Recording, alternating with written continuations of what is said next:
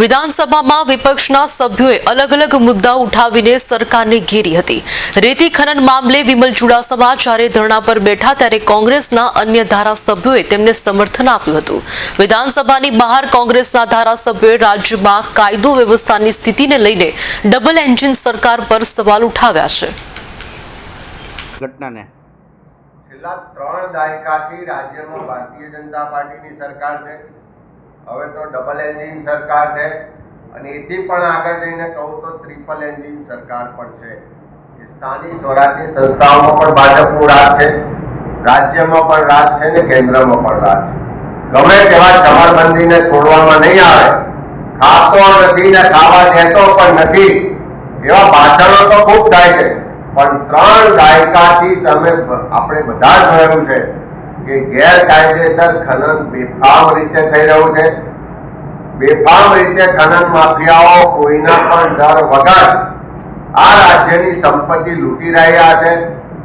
આ ગેરકાયદેસર ખનનને અટકાવવાની રજૂઆત કરવા દ્વારા લોકોની હત્યાઓ પણ થઈ છે, એને જેલમાં પણ પૂરવામાં આવે છે, એની વાત પણ સંભળાતી નથી। આ એટલા માટે થઈ રહ્યું છે કે 3 દાયકાથી રાજ્યમાં રાજ કરતી ભારતીય જનતા પાર્ટીના લોકોના આની પર આશીર્વાદ છે।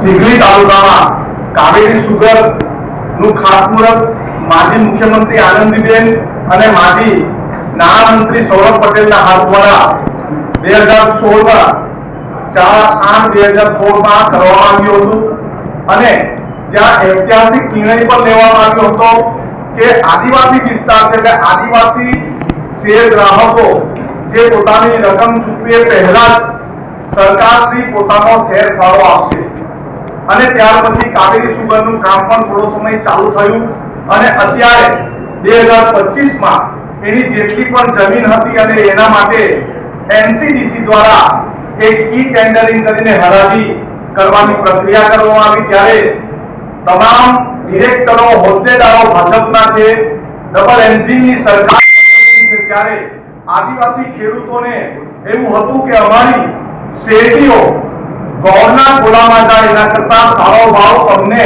સુગર ફેક્ટરીમાં મળશે, પરંતુ એમની આશા નિરાશામાં પરિવર્તિત થઈ। આદિજાતિ વિભાગમાંથી 23/9/2022ના રોજ એક ઠરાવ કરીને જે શેર ફાળો આપવાની વાત પણ કરવામાં આવી, પરંતુ એક પણ રૂપિયો આપવામાં આવ્યો પણ કે પાટણની અંદર વર્ષો પહેલા જ્યારે સરસ્વતી નદીની અંદર પૂર આવ્યું ત્યારે પાટણની બાજુની અંદર રામનગર નામની વસાહત એ વસાવી લીધી સરકારે। આજે પણ એ લોકોને પોતાના અધિકારો મળતા નથી, એમને પ્રોપર્ટી કાર્ડ મળતું નથી, એમના નામે મિલકત તબદીલ થતી નથી અને બીજી બાજુ સરકાર આવા કાયદા લાવી રહી છે। સરકાર પાસે કોઈ ડેટા હોય તો રજૂ કરે કે આ કાયદાથી કેટલા લોકોને લાભ થવાનો છે અને નગરપાલિકાની અંદર દરેક વોર્ડની અંદર વોર્ડ ઇન્સ્પેક્ટર હોય તો જ્યારે આવા ગેરકાયદેસર બાંધકામો થતા હોય ત્યારે નગરપાલિકાના કે કોર્પોરેશનના અધિકારીઓ શું કરે છે?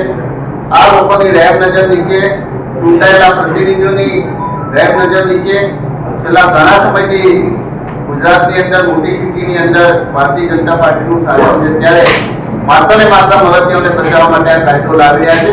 એનાથી આમ જનતાને ફાયદો થાય એના માટે સરકારે